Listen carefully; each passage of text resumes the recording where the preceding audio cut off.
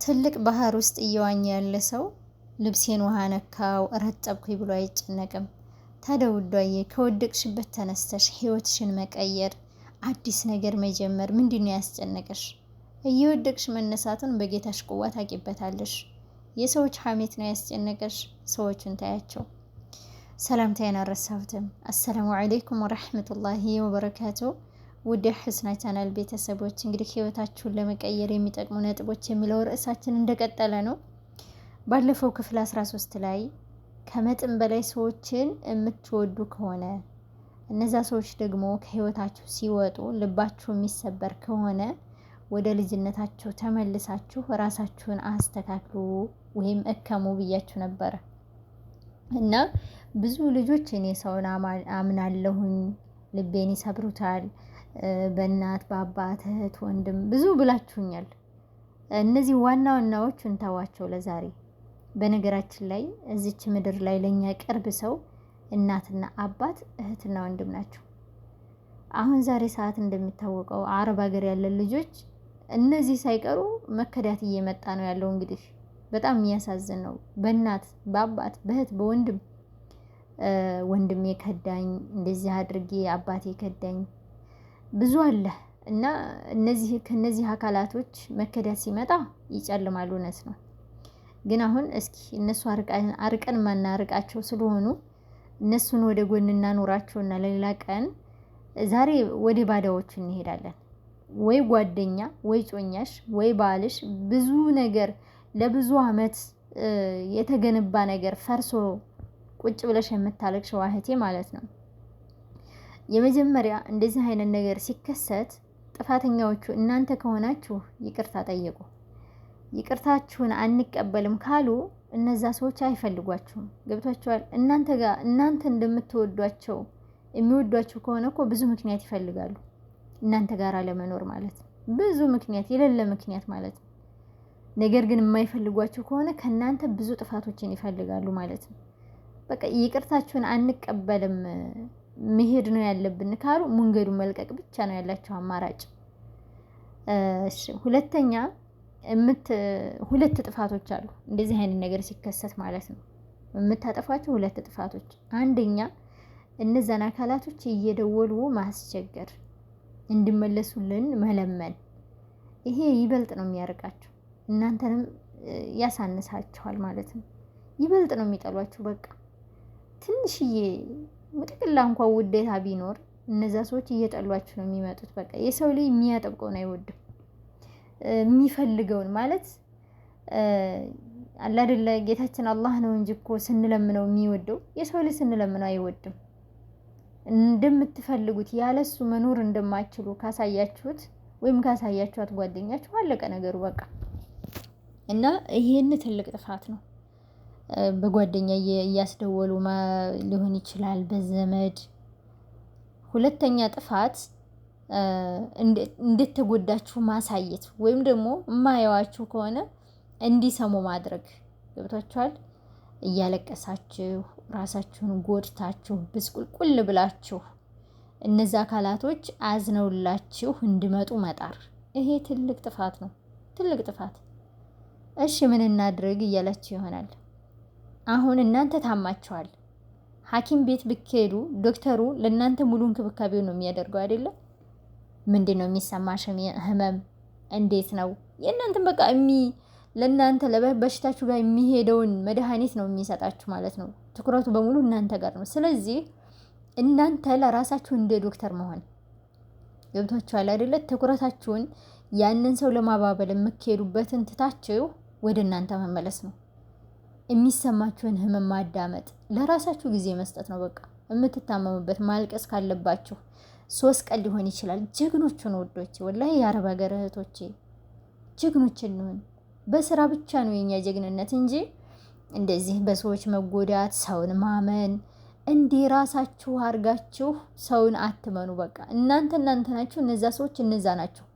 እንዴ ራሳችሁን ችለው እኮ ሰው ናቸው። የራሳቸው ማንነት አላቸው፣ የራሳቸው ባህሪ አላቸው። እናንተ ስለወደዳችኋቸው ሁሉ ነገራቸው እንዲህ እናንተ ይሆናሉ ማለት አይደለም። እናንተኑ ናቸው ማለት አይደለም። ለምን ብድ ብለሽ የምትወጁ ባልሽ አይሆንም።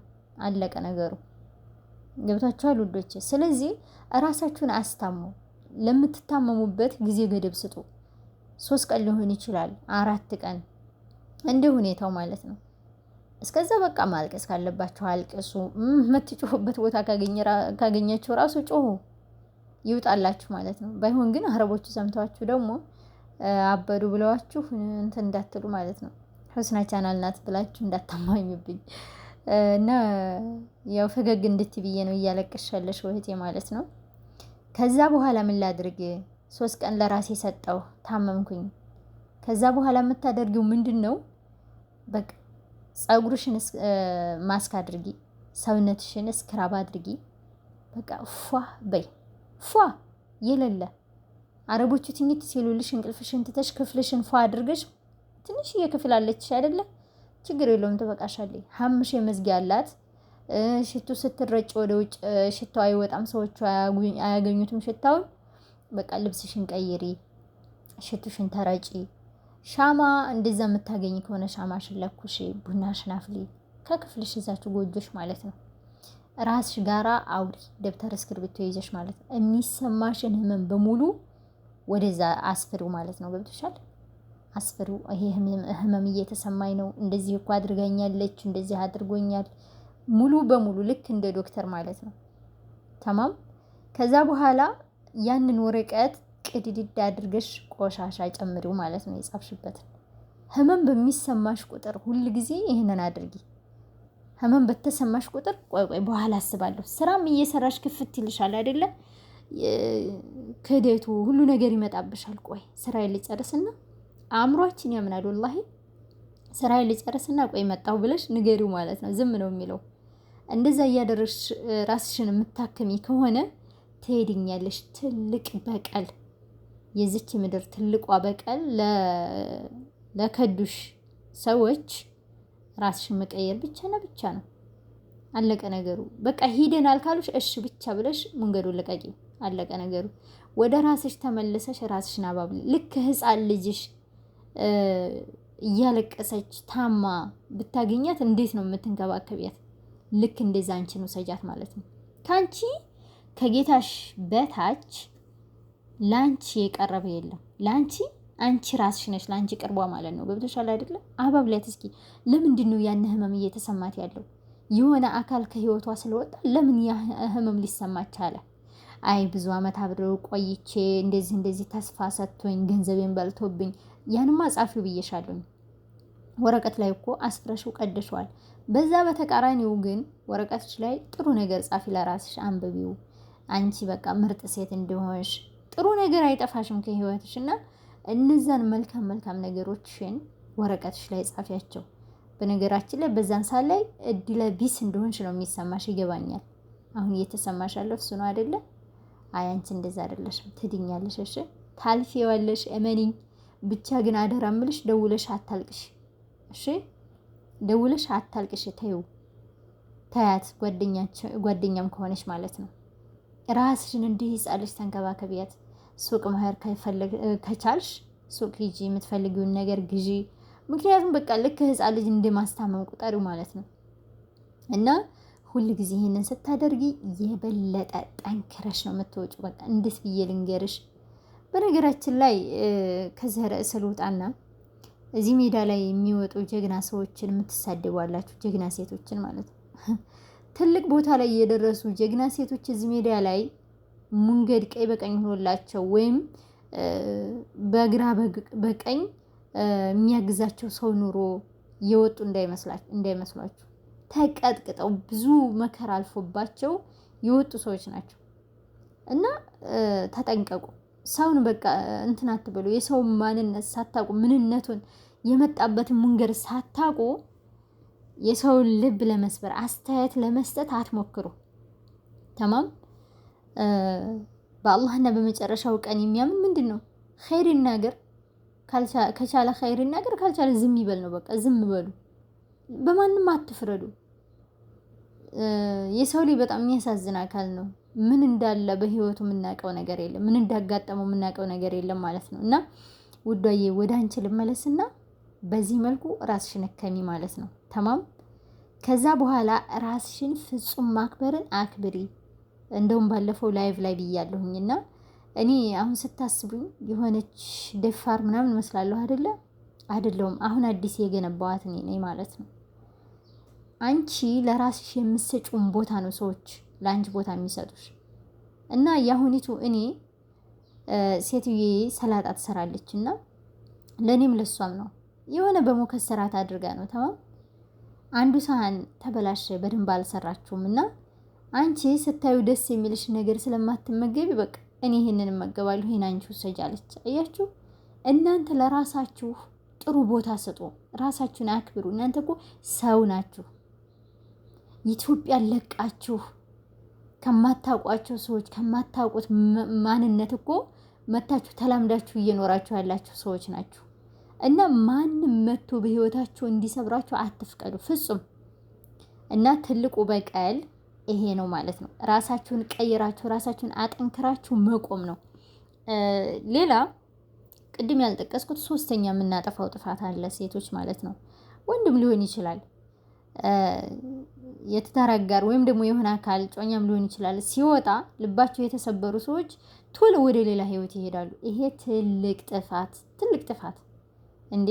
የሆነ የተሸፈነ ቁስል በይው እኮ ያን የተሸፈነውን ቁስል ይዘሽ ወደ ሌላ ቦታ መሄዱ መልሰሽ መቁሰል ነው። ጠንክሪ ለራስሽ። ዛሬም አላገባችም እንዴ ይበሉ። ምን አገባሽ አንቺ ስለሰው ማለት ነው። መጀመሪያ አንቺ ራስሽን እከሚያት፣ አስተካክሊያት። ምንድን ነበር የምትፈልጊው? እነዛ ሰዎች ሲወጡ የተሰበርሽው እነዛ ሰዎች ምን ሲያረጉልሽ ስለኖሩ ነው። ያን ነገር ማድረግ የምትችይውን አንቺ አድርጊ ለራስሽ ማለት ነው።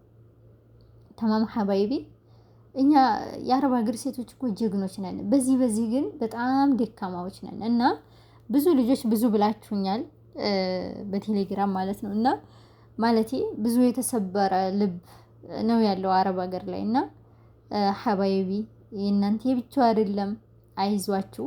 በዚህ መልኩ ራሳችሁን ካከማችሁ እንደናንተ የጠነከረ እንደናንተ ጀግና ሰው አይኖርም ማለት ነው። ምንም ቢባል ምን አይመስላችሁም ማለት ነው። ከዚህ ከፊታችሁ የአድናቆት ቃል ቢፈስ ብትወገዙ ምንም ነው የማይመስላችሁ። ጌታዬ ይወደዋል አይወደውም፣ እኔ ተመችቶኛል አልተመቸኝም የሚለው ላይ ብቻ ነው ትኩረት የምታደርጉት ማለት ነው። ሰውንም አትጎዱ። በነገራችን ላይ ተጎድታችሁ ካለፋችሁ ራሳችሁን ካከማችሁ ሰውን አትጎዱም። እኔ አንድ ማምነው ነገር አለኝ።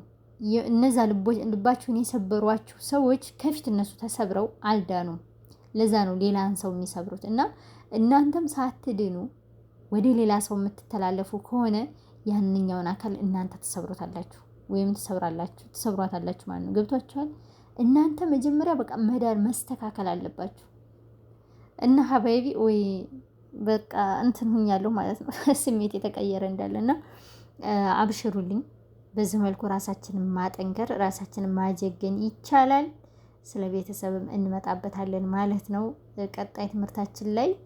እናንተ ግን በዚህ መልኩ ጠንካሮች መሆን አለባችሁ። የማንም ጥገኛ አትሆኑ። የፍቅር ጥገኛ፣ የሀብት ጥገኛ አትሆኑ። ገብቷችኋል? እንዲሁም ደግሞ ምንድነው ሽጉጥጉጥ አትሆኑ። ቀጥ ብላችሁ ቆሙ። እውነት መናገር ያለባችሁ ቦታ ላይ እውነት ተናገሩ። የማትፈልጉትን ነገር አልፈልግም በሉ። ሰው ሲታማ አትስሙ፣ ዝም አትበሉ። በቃ የምትችሉ ከሆነ ሰው ሲታማ ዝም የምትሉ አትሆኑ ማለት ነው። ጀግኖች ሁኑ በቃ።